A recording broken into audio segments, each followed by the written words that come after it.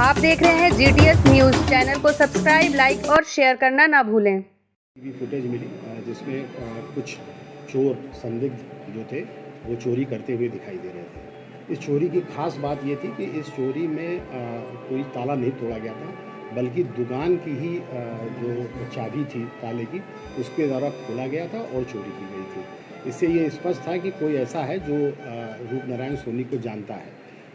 इस बिंदु पर भी जांच जारी थी और जब चोरी करने वाले 3 संदिग्ध पकड़े गए और उनसे पूछताछ कड़ाई से हुई तो उन्होंने पूरी घटना को इकबाल किया और उनके द्वारा बताया गया कि उनकी 2 नाबालिग मौसेरी बहनें हैं जिन्होंने कुछ सामान अपना दिसंबर 24 में रूप नारायण सोनी के यहाँ गिरवी पे रखा था और उसका कुछ पैसा भी उन्हें मिला था और उसके बाद उनको हर महीने कुछ ब्याज चुकता करना था।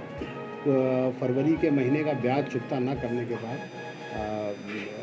रूप नारायण सोनी द्वारा जो है इनको परेशान किया जाने लगा इन लड़कियों को और घर में आके 2-3 बार उसने काफ़ी हंगामा भी किया और इसी बीच उसका फ़ोन से भी वो लगातार इन लड़कियों को परेशान करता था और उसने जो लड़कियां थीं, जो नाबालिग लड़कियां थीं, उनसे एक इंडिसेंट प्रपोज़ल भी रखा।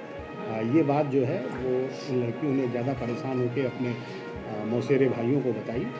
उन मौसेरे भाइयों और इन्होंने मिलकर एक षड्यंत्र रचा और उसको रूप नारायण सोनी को 18 तारीख को फ़ोन से अपने घर बुलाया, जो कि दुबग्गा क्षेत्र में ही उनका घर था और उसके बाद वहाँ पर जैसे ही वो पहुँचा उसकी ईंट से जो है मार के हत्या कर दी।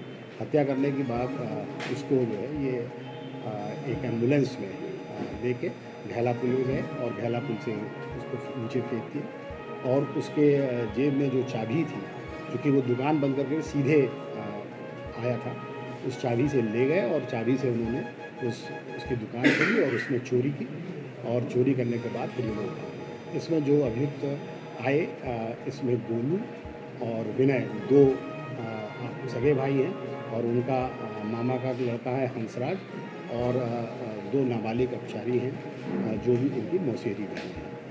इनको सबको गिरफ्तार करके और बाल अपचारी जो हैं उनको विशेष न्यायालय में जो पेश किया जाता है पेश किया जाएगा और इनको गिरफ्तार करके जेल भेजा जा रहा है 3 लोगों को। और जो बरामदगी हुई है इसमें करीब 5 किलो 207 ग्राम चांदी है और 143 ग्राम सोना है और जो आला कत्ल जिससे इन्होंने मारा था वो भी बरामद हुआ है। वो एम्बुलेंस जो एम्बुलेंस से रूप नारायण सोनी की डेड बॉडी को घैला पुल पे फेंकने गए थे वो भी बरामद की गई है।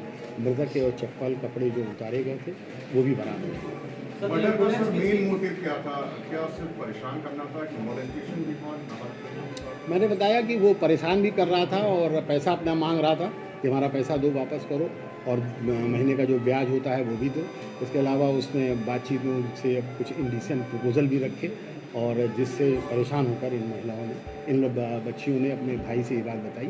उसके बाद सर ये एम्बुलेंस किसकी थी और कौन चलाता था? इसमें जो विनय और गोलू जो भाई हैं इन्होंने एक पुरानी एम्बुलेंस खरीद रखी थी, इसी को दिन रात चलाते थे और ये जो प्राइवेट अस्पताल हैं उनमें इनका अपना टाइप था तो मरीजों को ले जाता है।